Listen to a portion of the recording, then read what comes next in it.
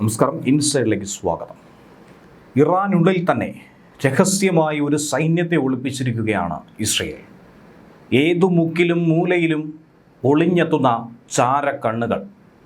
ആയത്തുള്ള അലി ഖമനിയെ എങ്ങനെ വകവരുത്തി എന്ന ചോദ്യം ഇന്നും IRGC ഉയർത്തുന്നു. അതീവ സുരക്ഷയോടുകൂടി അതീവ രഹസ്യമായി നടത്തിയ നീക്കങ്ങൾ അതെങ്ങനെയാണ് ഇസ്രയേൽ നോക്കിക്കണ്ടത്? തൊട്ടു പിന്നാലെ ഇപ്പോൾ അലി ലാരിജാനിയുടെ മരണം. ഇതിന് പിന്നാലെയാണ് IRGCക്ക് സംശയം ബലപ്പെട്ടതും ഇസ്രയേൽ നടത്തുന്ന ഈ നീക്കങ്ങളെ, മൊസാദ് നടത്തുന്ന ചാരപ്രവർത്തനത്തെ അതീവ അപകടകാരി എന്ന് വിശേഷിപ്പിച്ചിരിക്കുന്നത്. എന്തിനേറെ പറയുന്നു, ഖമനേയിയുടെ മനസാക്ഷി സൂക്ഷിപ്പുകാരൻ എന്നറിയപ്പെട്ട ആൾ പോലും മൊസാദിൻ്റെ ചാരനാണോ എന്ന സംശയമാണ് അലയടിക്കുന്നത്. ആ ഒറ്റുകാരനെ തപ്പി, അതല്ലെങ്കിൽ ആ ഒറ്റുകാർ സൈന്യമാര് എന്നത് തപ്പി ഇറാൻ ആകെ വലയുന്നു. ഇസ്രയേൽ ചാരവലയത്തിൽ കുടുങ്ങി ഇറാനെ സംബന്ധിച്ച് ഒരു രക്ഷയുമില്ലാതെ ചക്രവ്യൂഹത്തിൽപ്പെട്ടിരിക്കുന്ന സാഹചര്യം. അമേരിക്ക ഇസ്രയേൽ സഖ്യത്തിന് ഏറ്റവും വലിയ ഭീഷണി ഉയർത്തിയ തലവൻ കൂടിയായിരുന്നു അലി ഖമനേയിക്ക് ശേഷം അലി ലാരിജാനി. അങ്ങനെയാണ് ഇറാൻ സുരക്ഷാ തലവൻ്റെ തലയെടുത്തതായി ഇസ്രയേൽ പറഞ്ഞതും തൊട്ടു പിന്നാലെ ഇറാൻ അത് സ്ഥിരീകരിച്ചിരിക്കുന്നതും. ഇസ്രയേൽ പ്രതിരോധ മന്ത്രി ഇസ്രയേൽ കാറ്റ്സും ഇക്കാര്യം എടുത്തു പറഞ്ഞതാണ്. തങ്ങൾക്ക് ഏറ്റവും അധികം തലവേദന സൃഷ്ടിച്ച ഒരു വ്യക്തി അതിന്ന് ഭൂമുഖത്ത് നിന്നും ഇല്ലാതായിരിക്കുന്നു. ഇറാന്റെ ആണവ ചർച്ചകൾക്ക് നേരത്തെ നേതൃത്വം നൽകിയിരുന്നത് ലാരിജാനി ആയിരുന്നു. ശക്തമായി ഈ നീക്കങ്ങളെ എതിർത്തിട്ടുണ്ടായിരുന്നതും ലാരിജാനി ആയിരുന്നു. അതുകൊണ്ട് ലാരിജാനി ഈ ഭൂമുഖത്ത് ജീവിക്കാൻ അർഹനല്ല. ദേശീയ സുരക്ഷാ കൗൺസിൽ സെക്രട്ടറി കൂടിയായിരുന്ന ലാരിജാനിയുടെ വധത്തിന് പിന്നാലെ ഇറാനിൽ വൻതോതിൽ തന്നെയാണ് പ്രത്യാക്രമണത്തിനുള്ള സജ്ജീകരണം ഒരുക്കിയിരിക്കുന്നത്. ഇറാന്റെ അധികാര ഇടനാഴികളിലെ ഏറ്റവും സ്വാധീനമുള്ള ഒരു വ്യക്തി കൂടിയായിരുന്നു ഇദ്ദേഹം. അലി ഖമനേയിക്ക് ശേഷം ഇറാനിലെ പ്രമുഖനായി അറിയപ്പെട്ട ഒരു വ്യക്തിയെ കൂടിയാണ് ഇസ്രയേൽ ഇപ്പോൾ കൊല ചെയ്തിരിക്കുന്നത്. ഇസ്രയേലും ഇറാനും തമ്മിൽ ഏകദേശം 1000 കിലോമീറ്റർ വരെയാണ് ദൂരമുള്ളത്. ഈ സാഹചര്യത്തിലാണ് മിസൈലുകൾ ഉപയോഗിച്ചുകൊണ്ടുള്ള ആക്രമണത്തിൽ, വ്യോമമേഖലയിലൂടെയുള്ള പഴുതുകൾ ഉപയോഗിച്ചുള്ള ആക്രമണത്തിൽ ഇങ്ങനെ നിരവധി നേതാക്കളുടെ തലയെടുത്തുകൊണ്ടിരിക്കുന്നത്.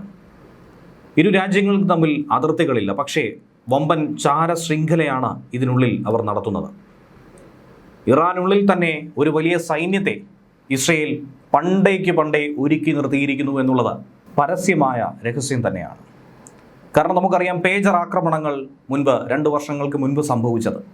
അന്ന് ഒരേ സമയം ആയിരക്കണക്കിന് പേജറുകൾ പൊട്ടിത്തെറിച്ച് ഹിസ്ബുള്ള നേതാക്കൾ അടക്കം കൊല ചെയ്യപ്പെടുന്ന ഒരു സാഹചര്യത്തിലേക്ക്, അപകടം പറ്റുന്ന രീതിയിലേക്കൊക്കെ തന്നെ പോയപ്പോൾ എങ്ങനെയാണ് അതിനുള്ളിൽ ഇസ്രയേൽ നുഴഞ്ഞു കയറിയത്? ഈ തരത്തിൽ ഇറാനുള്ളിൽ തന്നെ പല ശാസ്ത്രജ്ഞരെയും പല സാഹചര്യങ്ങളിലും അവർ ആണവ സമ്പുഷ്ടീകരണം അതിൻ്റെ ആയുധ ഗ്രേഡിലേക്ക്, മിസൈൽ ഗ്രേഡിലേക്ക് എത്തുന്ന സാഹചര്യത്തിൽ അവരുടെയൊക്കെ തന്നെ തലയെടുക്കുന്ന രീതിയിൽ പ്രിസൈസ്ഡ് അറ്റാക്ക് നടത്തുന്നത് എങ്ങനെയായിരുന്നു?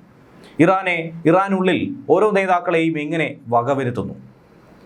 അവരുടെ A to Z കാര്യങ്ങൾ, അവർക്കുള്ള പ്രണയങ്ങൾ പോലും മൊസാദ് കണ്ടെത്തുമെന്നുള്ളതാണ് യാഥാർത്ഥ്യം. ഇറാൻ നേതൃത്വത്തിലെ പ്രമുഖരെയൊക്കെ തന്നെ ചാരപ്പണിക്ക് ഉപയോഗിച്ചുകൊണ്ടാണ് ഇസ്രയേൽ ഈ കൊലപാതക പരമ്പരകൾ നടത്തിയതെന്നാണ് നിലവിൽ നമുക്ക് പല റിപ്പോർട്ടുകളിലൂടെയും മനസ്സിലാക്കാൻ കഴിയുന്നത്. ഇറാൻ നേതൃത്വവും ഇത് തുറന്ന് സമ്മതിക്കുന്നതാണ്. പല സാഹചര്യത്തിൽ തന്നെ ഇസ്രയേൽ ചാരന്മാരെന്ന് സംശയിച്ചുകൊണ്ട് ഇറാനിയൻ പൗരന്മാരെയും മറ്റ് രാഷ്ട്രങ്ങളിലെ പൗരന്മാരെയും ഒക്കെ തന്നെ പിടികൂടുന്നതും വധശിക്ഷയ്ക്ക് വിധിക്കുന്നതും ജയിലിലടയ്ക്കുന്നതും ഒക്കെ നാം കണ്ടതാണ്. മൊസാദിൻ്റെ സ്പൈ എന്നറിയപ്പെടുന്ന ഒരു വ്യക്തി, എന്നാൽ അത് ഖമനേയിയുടെ മനസാക്ഷി സൂക്ഷിപ്പുകാരനാണെന്ന് പറയുമ്പോഴാണ് അമ്പരപ്പ് ഏറെ വർദ്ധിക്കുന്നത്. ലോകം തന്നെ നടുങ്ങിയ സംഭവമായിരുന്നു. എങ്ങനെയാണ് അലി ഖമനേയിയെ കൊലപ്പെടുത്തിയത്? എങ്ങനെയാണ് കൃത്യമായി അദ്ദേഹത്തിൻ്റെ സ്ഥലം 1000 കിലോമീറ്ററുകൾക്ക് അകലെ ഇരുന്നു കൊണ്ട് ഇസ്രയേൽ കണ്ടെത്തിയത്?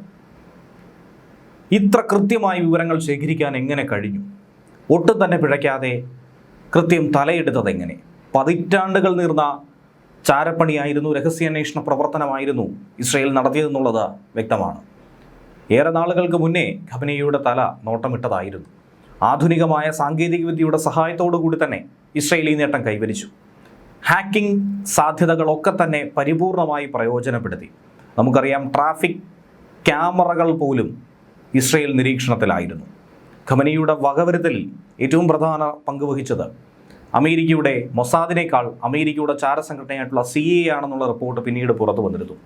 മൊസാദ് ഇത്രയും നാൾ അവർ ശേഖരിച്ച ഫീഡ് കൊടുക്കുകയും CIA അത് എക്സിക്യൂട്ട് ചെയ്യാൻ സഹായിക്കുകയും ചെയ്തു എന്നാണ് നിലവിൽ മനസ്സിലാക്കേണ്ടത്.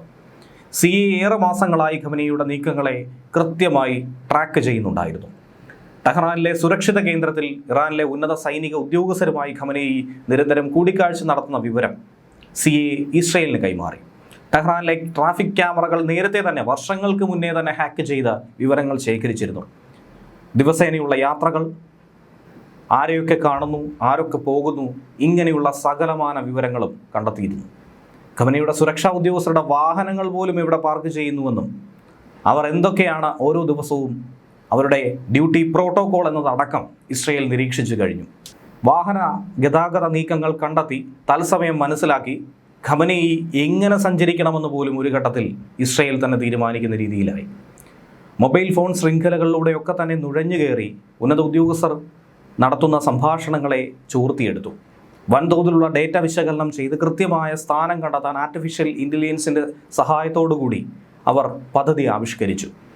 രാത്രിയിലാണ് ഈ ആക്രമണം നടത്താറുള്ളതെങ്കിലും രഹസ്യവിവരത്തിൻ്റെ അടിസ്ഥാനത്തിൽ അത് പകല് തന്നെ നടത്തണമെന്ന് തീരുമാനിച്ചു. അവിടെ തന്നെയാണ് ഇറാനും പിഴച്ചത്. രാത്രി ആക്രമണമായിരിക്കും ഇസ്രയേലിൻ്റെ ഭാഗത്തു നിന്നും ഉണ്ടാവുക എന്ന് കരുതിയെങ്കിൽ പോലും രാത്രികാലങ്ങളിൽ നേതാക്കൾ സുരക്ഷിതമായ രഹസ്യ കേന്ദ്രങ്ങളിൽ മാറും, അതല്ലെങ്കിൽ വ്യത്യസ്ത സ്ഥലങ്ങളിൽ ഉറങ്ങാൻ തിരഞ്ഞെടുക്കും. പക്ഷേ പകൽ സമയം ഒരു 9:40 എന്ന് പറയുമ്പോൾ ഇത്തരത്തിലുള്ള ഒരു തയ്യാറെടുപ്പുകളും സജ്ജീകരണങ്ങളും ഒരുപക്ഷെ അവരുടെ പക്കൽ ഉണ്ടാകില്ല. കൃത്യമായ വിവരം കിട്ടിയിരുന്നു. ഉന്നത ഉദ്യോഗസ്ഥർ ഒരു പ്രത്യേക മീറ്റിങ്ങിനായി പോകുന്നു. ഈ വിവരം ഇസ്രയേലിനും CIAയും വേണ്ട രീതിയിൽ തന്നെ ഉപയോഗപ്പെടുത്തി. എല്ലാവരും ഒരേ സ്ഥലത്തെത്തുന്നു എന്ന് മനസ്സിലാക്കി. രാത്രിയേക്കാൾ നല്ലത് പകൽ സമയം തന്നെയാണ്.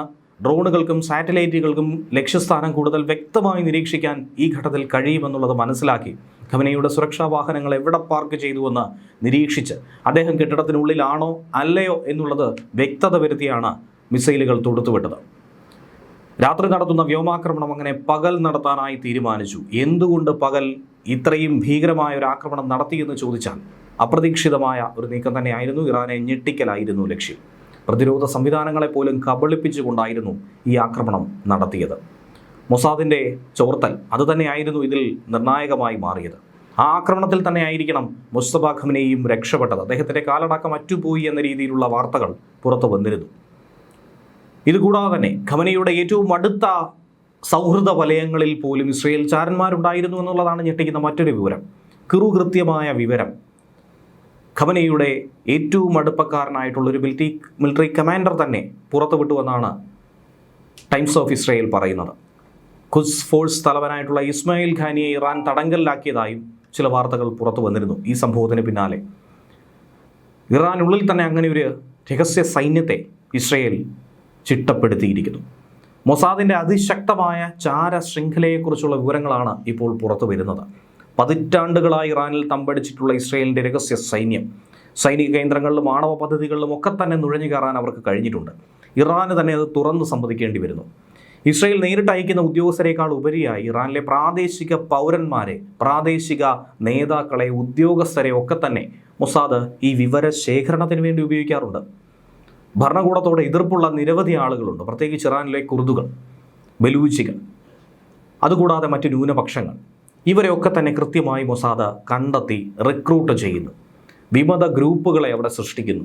ഇറാനുള്ളിൽ തന്നെ ഒരു ആഭ്യന്തര വിഷയത്തിനുള്ള തിരികൊളുത്തുന്നു.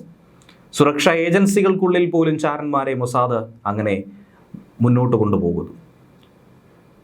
മൊസാദിനെ തടയാൻ വേണ്ടി ഇറാൻ രൂപീകരിച്ച യൂണിറ്റിൻ്റെ തലവൻ പോലും ഇസ്രയേൽ ചാരനായിരുന്നുവെന്ന മുൻ ഇറാൻ പ്രസിഡന്റായിട്ടുള്ള മഹ്മൂദി അഹമ്മദി നജാദ് വെളിപ്പെടുത്തിയ ഒരു ഘട്ടമുണ്ടായിരുന്നു. അതാണ് ഏറ്റവും നടുക്കുന്ന ഒരു വിഷയം. ആ ഉദ്യോഗസ്ഥനോടൊപ്പം അതേ യൂണിറ്റിലെ മറ്റ് 20 ഏജന്റുമാരും മൊസാദിന് വേണ്ടി പ്രവർത്തിച്ചു. അതിലൂടെയാണ് ഇറാൻ്റെ ആണവ രഹസ്യങ്ങൾ പോലും ഇസ്രയേലിലേക്ക് ചോർന്നത്. ഇത്രയധികം വലിയ നെറ്റ്വർക്ക് നടത്തുന്ന മൊസാദിന് വളരെ എളുപ്പമല്ലേ അവിടുത്തെ ആരെയും ട്രാക്ക് ചെയ്യാനും കൊലപ്പെടുത്താനും എന്നുള്ളതാണ് ഈ ഘട്ടത്തിൽ മനസ്സിലാക്കേണ്ടത്.